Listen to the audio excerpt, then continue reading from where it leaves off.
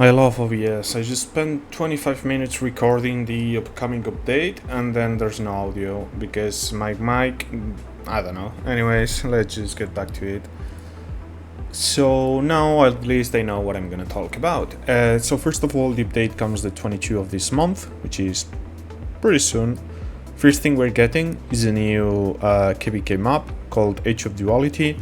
When I see this map, for me, it's just made for ego alliances trying to battle it out, pretty much. So it's gonna be two camps versus two camps. I'm pretty sure by the KvK layout, you're guaranteed the entry to the final zone. With some other mechanics that we will read here, you will see that this KvK, you cannot go and gang on like one kingdom while the enemy kingdom has to burn through all your territory to get to you, because that's something that happened with Illuminati in 167 last KvK. The two enemy alliances decided to go for our allies, and we had to spend like 3 days just burning territory with no fights, which I could say it was a shit experience. I didn't have fun with it. I wanted to fight. I don't mind burning territory as long as it is because I'm having fun and we're fighting. That was not the case. Okay, it was literally a race. Let's see who burns faster, so they help their allies. So yeah, I will showcase pictures of the heroes, the pet, the maps, thanks to Tiny. He just sent me on the DM, so thank you to him.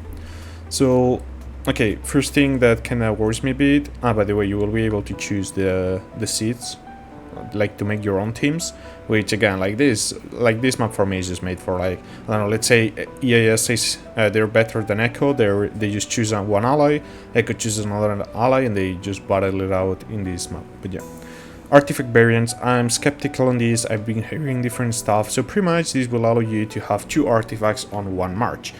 Now, if they allow me to have like Spring Blades and Wolfhorn on the same march, I think that's bullshit, because whoever I'm touching and whoever's touching me with their, like for example, Infernal Flame and Mirage Orb is gonna delete me, okay? Like there's no other way to say it. I'm gonna be deleted. Range units, whenever they get charged by cavalry, they will be deleted as well. It's just gonna be like 3-second fights, okay? But as we can see here, create artifact variants. Now I hear that those variants will be mainly focused on providing buffs. For example, march speed.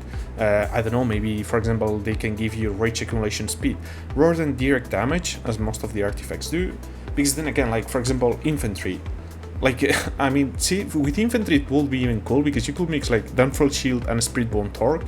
So you literally ram all the enemy infantry into their DPS and then you Spirit Bone Torque everyone. And that'd be cool. What's not cool is just going into that murder ball, deploying, like, just imagine with cavalry, it will be rushing into a range ball, deploying 10 artifacts of the AoE damage. It'd be too much. So yeah, we still need to see the variants. I hope it's the second thing, which is mainly buffs, not related to direct damage output. Now this is the reason I said like ganging on one kingdom from two is gonna be harder. Alliance portals, I really like that the developers are like, they're not like, let's just recycle the same thing over and over and over again and just, you know, they're giving you, for example, here alliance portals. So pretty much players can now build alliance portals and bind them to another alliance in the same camp. Members of an alliance bound to a portal camp can deploy legions through the portal to assist in battle. So pretty much you will be able to move faster to help your allies.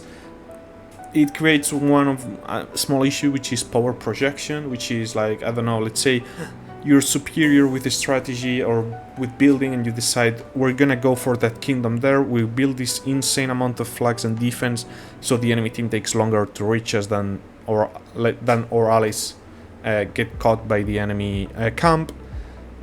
But I think this will probably overall be W, plus you still need to remember that's gonna be some refreshment time. We don't really know exactly yet how long it takes to, like maybe it takes 3 minutes, for example, for a march to go through the portal. Okay, we still don't know exactly how this works, but overall I like this concept. I like that the developers they keep innovating with new mechanics for the game, so yeah, W. New map, they don't explain really much. Behemoth Rapid Raids, so this is interesting. So for the Miasma Giants and the Cosmic Rock, it doesn't matter. If you're capturing it, the first one, okay, those behemoths are locked to your alliance. No, doesn't matter if you lose territory, if they're, like, no one can capture them. Now I think this is fine because, like, I think they are trying to tackle an issue, which is the snowball effect on KvKs. So if you start winning, you start burning enemy territory, you're taking their behemoths. Yeah, sure, they're not giving you buffs, but they are taking buffs from your enemy. So if you're already winning, now you're snowballing harder because your enemy is weaker. And maybe they are trying to tackle the fact that maybe some kingdoms that lose like one zone, they will literally give up on the KvK. So hopefully that helps with that. And it's just 2 behemoths. I assume they are testing this out. Enhanced spires. This goes to the same line. Okay, the first time a spire is occupied, it will gain the Divine Twilight buff, greatly enhancing its offensive and defensive capabilities. This buff will be weakened over time until it eventually disappears. But they're trying to avoid, I don't know how to say it, like, what they're trying to suppress, I guess, with this is rushing, like, just kicking your enemy in 30 minutes out of your zone. Okay, they're trying to give those teams that, like, usually are getting, like, run over and removed from the zone, like, some extra help to prolong those fights in those zones, which at the end, that's good, you know? Like, if you want fights, maybe not running over your enemy will be the best idea, but how do you tell someone, you don't fight, you fight? So you try to balance to stay longer. Nah, it doesn't work. Okay, so this, hopefully it's helpful. At the end, the most important thing is this is really not offensive, because the moment these buffs go down, you're probably getting run over anyways, okay? Season policies, new season policies to help you grow even stronger during the season. Now, grow is even stronger. What does that mean? You're giving me more buffs for PvP, or you're giving me more, like, I don't know, buffs to get speed ups or to research faster? I don't know. Kind of interesting choosing of words. New behemoth, Flamea the Fireweaver, I think it's pronounced, maybe. Makes a terrifying appearance. So I will show the picture. I think there was some leaks from the Chinese server on, like, a bit of her animations, but overall really cool behemoths, at least from the outside. We still need to see exactly how it performs. New heroes, artifacts, and war pets. So new heroes are the legendary hero Yunming. This is the draconian guy, available from the Lucky Spin and Wheel of Destiny bands. I will showcase them in the screen now, and this is the Goth Mummy, okay? Gromara, magic garrison skills. Really interesting design, because I think there's no other hero in the game that kinda represents or has a close look / appearance to this hero, so that's kinda interesting. New artifact first. Dragon's Fate. Look, it looks kinda strong, high damage factor, but I like artifacts like Spirit Bone Torque, Denfell Shield, artifacts that, apart from some damage, or like, they have utility, they have skill expression, okay? Sadly, with mages it's usually, with mages and cavalry mostly, it's usually just damage. And with archers too, it's mainly infantry. New pet. The new pet, Flaming Manticore, so it's a reskin of a Manticore. At least I gotta say the reskin is really cool. I will show in the screen too. New events, Feast of Splendor event series. So this is your monthly special events. This is usually when I will buy, like, for example, my full month of monthlies, my full month of dailies, and then my monthlies, because you benefit from a recharge reward, which is always there. Interesting changes. This is gonna go hard as fuck. So they are resetting your first purchase of coins. So you can tell lots of people will be buying those coins, because now we have the pet auction shop. So maybe what they're doing here, apart from trying to get more money, which is trying to see if, with easing the amount of pet coins that people are able to purchase, the auction house sees more movement at the current prices, which in my opinion are a bit high. Heights of Power is back with new event rewards and the city themed Dark Times. I gotta say, this skin is already existed in Rise of Kingdoms, but the colors and the reshading they did, I really like the skin.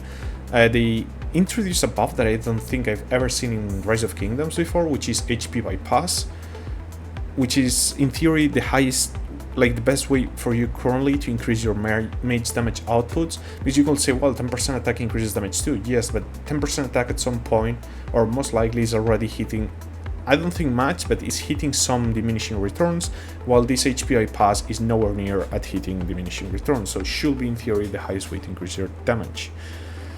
Another thing is they are allowing you to buy through Seals of Power one of the past skins. In this case, for this turn, is the 10% attack skin for Cavalry, which if I knew, I'd be really interested on my 611 account, but yeah, no fucking way I'm getting it.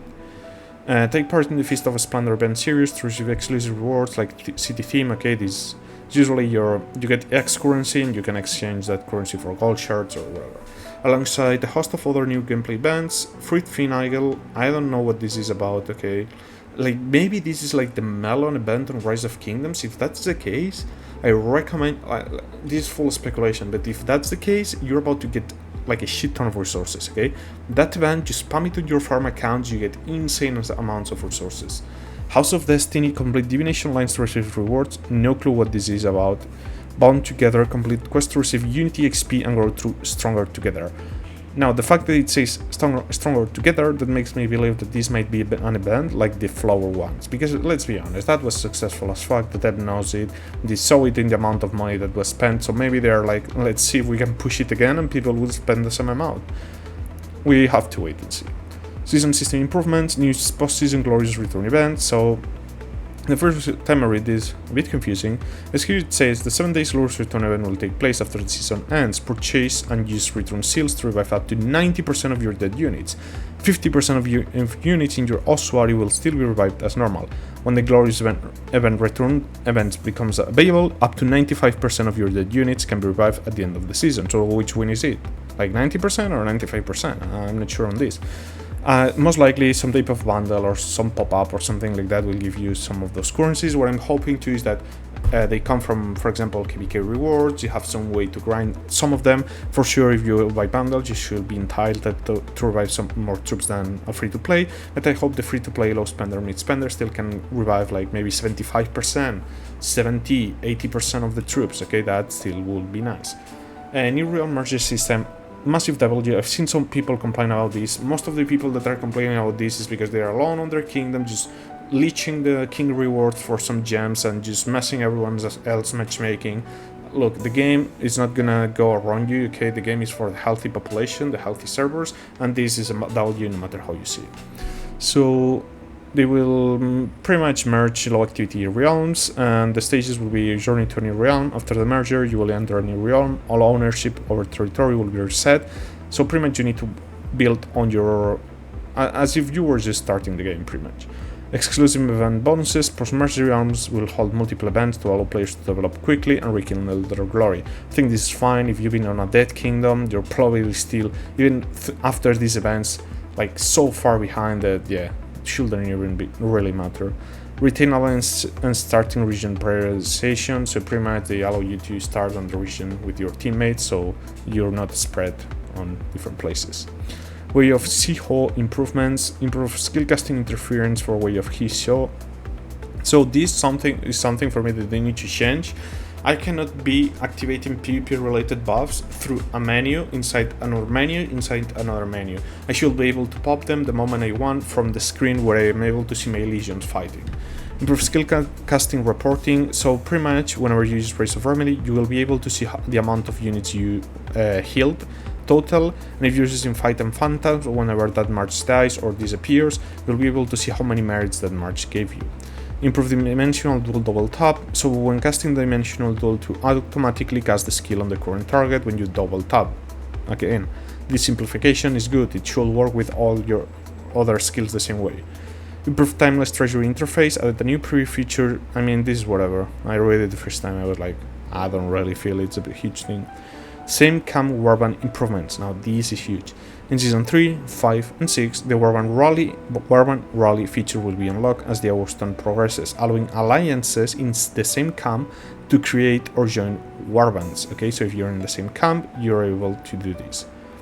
Improvement same camp battle controls, improve color display for same camp units, so it's easier to distinguish if they are allies or not, allowing you to more easily distinguish units from your camp on the map.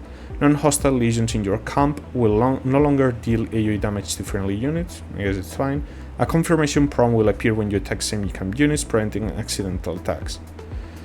Okay, gotta say, friendly fire is annoying as fuck, and it's good that it's kinda annoying, because let's say you're, for example, fighting in a 1 versus 4, you're trying to bully someone. The only advantage they have is the friendly fire, because you have so much people that you might probably at some point start killing each other, okay? And you're still gonna win the 1 versus 4. It's just annoying, and look, they have to have some advantage. If there's zero chance of friendly fire, then it's just like pure destruction of that one camp. Migration start delayed in order to improve your gaming experience, so I think this is good overall, but I get that there might be some drawbacks. As you know, 611 account, I went through season 1, 2, 3, okay, so our season 2 was fine, okay, we had some activity. Our season 3 was boring as fuck. Our season 4 so far is fun, okay. Now the main issue there is with season 1 moving towards season 2 is that all the most competitive people tend to accumulate in one kingdom that leaves like the cluster of 4 kingdoms with 3 dead kingdoms and 1 good kingdom, because if all the good players are migrating to one kingdom and there's like a mid kingdom there too, those people will migrate to another cluster to avoid losing the season 2, and at the end what you have is like 1 alive kingdom per for like a world cluster. There's no fun, there's no engagement in season 2, lots of people quitting, okay. So overall I think this should help with player retention. Special migration point changes. When a player migrates to realm, okay, whatever. Map improvements, I don't know exactly the difference, so I'm not gonna comment on that. Personal development improvements, so this is huge, and at the same time, prepare your wallet. So pretty much what this does is you have, like, for example, for me, for all the people in my alliance, we just joined Season of Strife in 611, and now we have a shit ton of heroes to unlock. Now I could be buying every single day one daily for a different hero, and I'm unlocking them instantly, because this guarantees that the first time you buy a daily for a new hero, it fully unlocks it. Now remember, that comes up with a pop-up bundle of 5 euros or 5 USD, which gives you 10 heads, and that's probably the best bundle in the game, so that kind of forces you to spend a shit ton more money. Improve strongest lore hero token reward, so I think this is really good. So on the rank you will get the specific hero you choose and extra generation hero token. So right now, for example, if you're getting 150 heads, you will get 140 universal heads and 10 heads to unlock that hero. Those universal heads you can use or spend as you wish. So overall, a W. Improve gold chest price pool. I'm a bit disappointed on this one, to be honest. Like, making it only G1 and G2, it's kinda meh, to be honest. Especially like my cap account, like I have already Emir's Awaken, Bakshi's already on the keys, my Theodore is already 5551, so I don't really care about putting more skills on, well, 5511. I don't really care about putting more heads on him. My Forandil, I don't really care about him, he's 5212, something like that. And I cannot put Urak or any of the new good commanders. So I'm like, okay, I'm gonna put Mushang, and then like, what else am I putting there? Like I don't know, like at least give me G3s in the pool. Same for infantry, like I don't care about Garwood, I'm not gonna use him on field. Madeline is 5551. Like sure, I will put her, but it's not like I'm really looking to awaken her. Mushang is probably the best pick that everyone's gonna put that doesn't have her awaken, but yeah, like that's the main issue. Apart from that, like, I don't know, I don't see many value in this, to be honest. A bit disappointed. They don't mention Bahorn, so I'm not sure if you will be able to, if you buy Bahorn as a legendary, be able to put him or not, so yeah. Event experience improvements, this one is huge, but it should have been here before the Roots of War League. So pretty much they allow you to create custom matches, so you can practice with your team, you can practice movements, you can practice like how to move as a group, you can practice like, you can pretty much just practice your strategies on the Roots of War map, okay? So that's a W, long time already in Rise of Kingdoms, people really use this. Prediction events finally is here, so I'm gonna explain how this works in Rise of Kingdoms, and probably it's gonna work similarly. So they will give you some daily quests to do, pretty easy stuff. They will give you a currency, and with that currency you will vote on teams each week. If you win, you get like as if it was sporting betting, okay? Maybe you have odds of 1 to 2, so you 2x your currency. Well, yeah, I mean, pretty straightforward. The rewards on Rise of Kingdoms are not bad. You have some gold highlights, you have some materials for gear. I'm not sure what they wanna put here because we have we have way less systems, but at least I'm expecting some gold heads. And champion predictions, this is the real deal. So here, if you win this from the get-go, so the longer the matching goes and more teams get disqualified, the less the multiplier of the reward will be. And at the end here you have the same rewards, gold heads, stuff like that. Probably you get like some copies of legendary artifacts to increase levels or to recycle, etc, etc. Nothing here. Okay, so this is for the Brinks of War event. I think I'm not 100% sure. So before you start the training stage, you get an event which allows you to do some rolls to reduce the resource cost of those either research, building, or training. So in theory, they are increasing the available resource cost reduction buff, and they are reducing the gem cost of each roll. So I mean, if you increase me the resource reduction cost and you reduce the gem cost, that will do.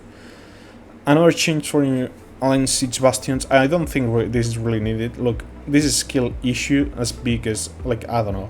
Like, if you're gonna place a Bastion with 0 protection and then some random dude just comes in, taps it and destroys it, it's your fault, okay? You're bad at the game, you didn't really protect your Bastion, you really didn't predict what was necessary, skill issue. I get it what they're doing, probably lots of complaints that, oh, this dude just tapped my Bastion and now I have 12 hours cooldown and I'm losing because of that. No, you're losing because you're bad, because you didn't protect your Bastion placement, okay? Next one, improve warbands. New warband ownership transfer, this is good, so you will be able to move passes, spires and behemoths between alliances without the need to recapture them, so yeah, just easing the work for everyone. Improve Dark Chest rewards. After defeating 3 rewards, Warband members can claim Dark Chest rewards. I'm not sure what is this, but if this allows me to literally not have to go to use the key like manually, like, oh god, like that's so annoying. Like, it brings like, I don't know, I don't feel like, oh look, I'm killing guards and I'm opening chests, like that's so cool. No, I don't feel like that. It's more like a burden on me. Improve Alliance Resource Centers. Now this is really interesting because I'm not sure if I'm understanding this correctly, but Alliance Resource Centers no longer have capacity limits, but only exist for a limited time, upgrading Alliance tech to extend the duration of Alliance Resource Centers. What I understand from this is that there will be no cap in the amount of resources that the Alliance node holds, but it will be based on time. So for example, you have in 4 hours of Alliance Resource node. During those 4 hours you can gather, like, there's no limit on you can gather except when the time runs out. If that's the case, I think this is pretty huge, pretty good, to be honest. Improve Alliance gifts, significantly increase animation speed. Okay, thank god, so I don't need to spend like 5 minutes just watching my screen opening chest. Roll identifications toggle. Okay, improve combat balancing, expanding skill range of the artifact Fang of Ashikari. Not sure why, like, it's not gonna make it relevant, so whatever. Fixed an issue where the passive effect of the artifact Mirage Orb had the chance to be triggered by non-buff effects in certain circumstances. So I guess this is kind of a nerf, but not really, and right now it's just working as intended. Maybe before it was a bit busted due to this bug. Improve battle controls. This is a huge W, okay? Like, look, this out-of-target feature was benefiting, sadly, the unit that has the least amount of skill expression, which is mages, okay? So they are reducing the reaction speed, that's good, because to be honest it felt just like aimbot. The March died, instantly they were targeting another one, like give me a break. Not even humans can react so fast to one March dying and instantly, like, switching targets. An enemy search radius for the auto switch target feature, granting more strategic control. Now this for me is interesting, the enemy search radius. I don't think there was really a problem with the radius, and how much are you lowering it? Like, I don't know, are you lowering below mage range? So mages need, like, to walk a bit in front? Like, I assume not, but kind of interesting. Improve customization settings, so yeah, blah blah blah. Improve mail classification, improve map customization. Okay, this one is funny for me. Now defeat legions can send emojis and quick chats while returning to your city.